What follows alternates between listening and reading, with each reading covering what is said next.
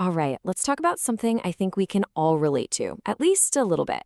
That feeling when your entire future seems to hinge on just one thing, one single project. Well, that's exactly what we're diving into today with a story called The Last Mile Project. So I want you to put yourself in this situation for a second. You're in your final year of college, right? And everything you've worked for, it all comes down to this one project. But here's the kicker. This isn't just about getting a good grade. Nope. This project is your only ticket out, your only chance at a better life. For the 5 students in our story, this isn't a hypothetical. This is their reality. And the big question is, are they going to make it? So, what is this project exactly? The one that's got their entire future riding on it? Well, it's way more than just some final assignment. You got to think of it more like a bridge. And not a sturdy one either. We're talking about a really fragile bridge stretched out over some pretty dangerous waters. And that's really the heart of it, isn't it?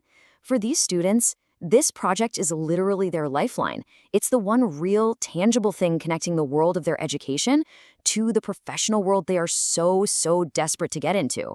I mean, it's their proof of concept, their resume, and all their hope all rolled up into one. Now, it's important to understand where this is all happening.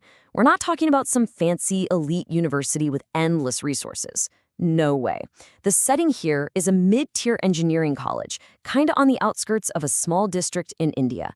This is not a world of privilege or easy connections. It's a world where you have to fight, and I mean really fight, for every single opportunity.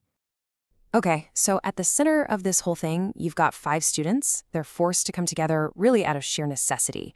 The story calls them a fragile coalition, which is perfect. They're all united by this one goal, sure, but each of them is carrying their own massive personal burdens. So, let's meet them. First up, we have Amit. He's the pragmatic one, super grounded. He's the son of a landless farmer, so he knows exactly what kind of pressure he's under. For a guy like Amit, failure, it's just not an option. Next, there's Nisha. She is incredibly sharp, a first-generation student, the first in her whole family to make it this far. But on top of all the schoolwork, she's trying to balance everything with the constant worry and the cost of taking care of her chronically ill mom. You can just imagine the pressure she's feeling. Then you've got Sajid, who brings a whole other dynamic to the group. He's really resourceful, a quick thinker, but he's also dealing with this cloud of communal suspicion, which just adds this whole other layer of difficulty to pretty much every single thing he does, both on and off campus. And then there's Deepa. She is a brilliant coder. I mean, you could argue she's the most technically skilled person in the whole group. And yet, she's constantly having to prove herself, fighting against this absolutely crushing weight of caste bias. And rounding out the group, we have Rajan. He comes from a family of artisans, and what he brings is so important, a dose of optimism. He's the one who believes that things can actually work out, even when it feels like everything is completely falling apart around them. So you have this fragile coalition, but you have to understand, they aren't just fighting to finish a tough engineering project. No, as we're about to see, they're going up against an entire system that's just loaded with obstacles. I mean, just look at what's stacked against them. It's not one or two things. It's a whole obstacle course. You've got the expectation of doing unpaid work, placement officers who honestly couldn't care less, biased recruiters, and all of this is going on while, back home, urgent family crises are blowing up. It's just relentless. You know, the book puts it in this really chilling, perfect way. It just says, the road to completion is littered. That really paints a picture, doesn't it? A journey where every single step forward is just dangerous. So, with all of that working against them, how in the world do they fight back? Well, it all boils down to 2 things, really: grit and improvisation. And this right here is where we get to the real core of the story. It kind of takes on that classic idea of individual grit, the whole pull yourself up by your bootstraps thing. And it says, that's not enough. In fact, it has some pretty profound limits.